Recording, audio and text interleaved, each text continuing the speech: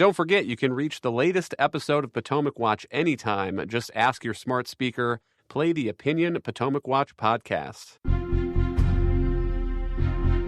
From the opinion pages of the Wall Street Journal, this is Potomac Watch.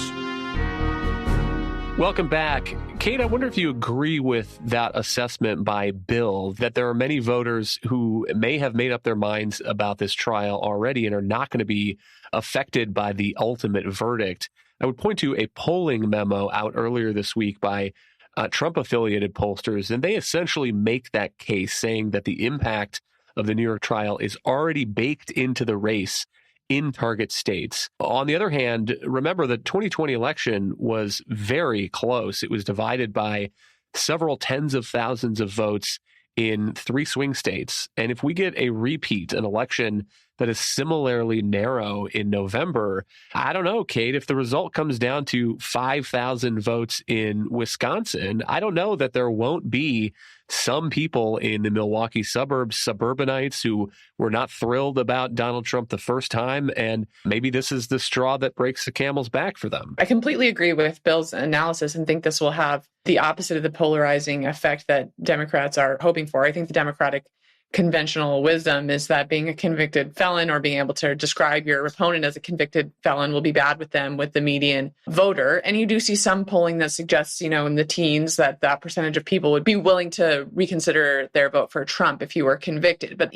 that's in the abstract. And I think you have to account for some other phenomenons too. Despite Trump winning the Republican primary somewhat easily, you did have a section of the Republican Party who voted for Nikki Haley and who wanted someone else other than Trump and who were not excited to vote for Trump again. So you have Trump with a very energized base, but it doesn't represent the entire party. Consistent with what Bill's saying, my sense is that some of those Republicans who did not want to nominate Trump again are now saying that they will vote for Trump and that it makes them more likely to vote for Trump, because I think Trump has a point when he described in his remarks that what's going on is about more than him and is bigger than himself. I think there's some cachet to that argument. So I think some of his coalition may be firmer because of these convictions, which is what the opposite of what Democrats intended. And I also think the one item that really depends is how much the median voter looks at or understands this case and thinks it's legitimate. I mean, to the conversations we've been having, it is not easy to explain.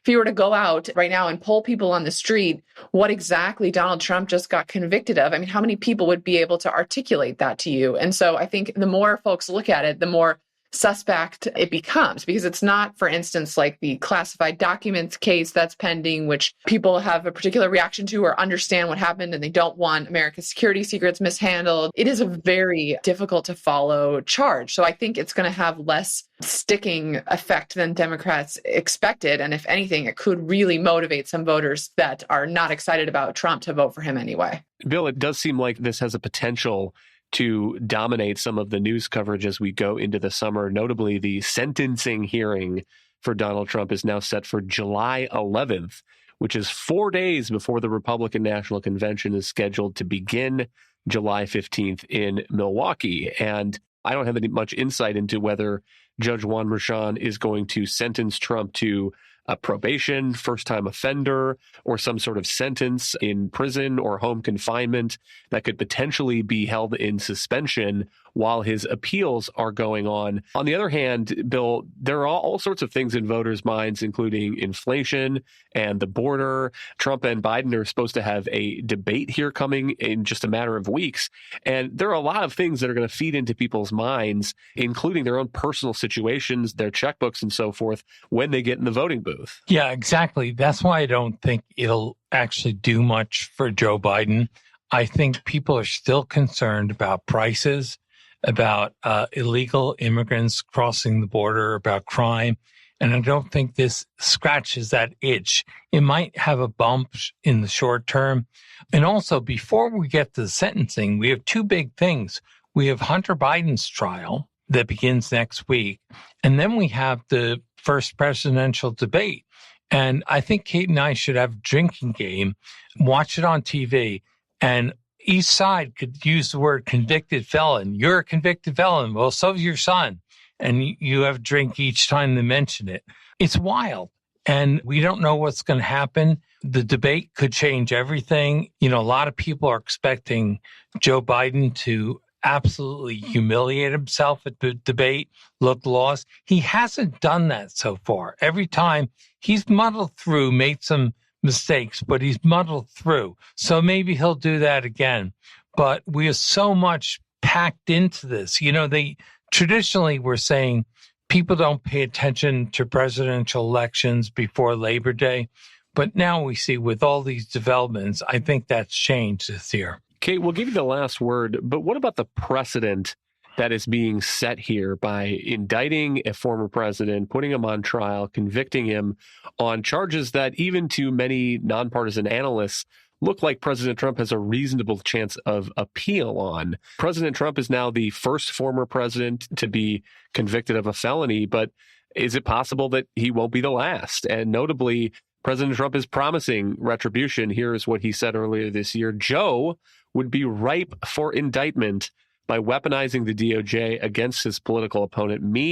Joe has opened a giant Pandora's box, unquote.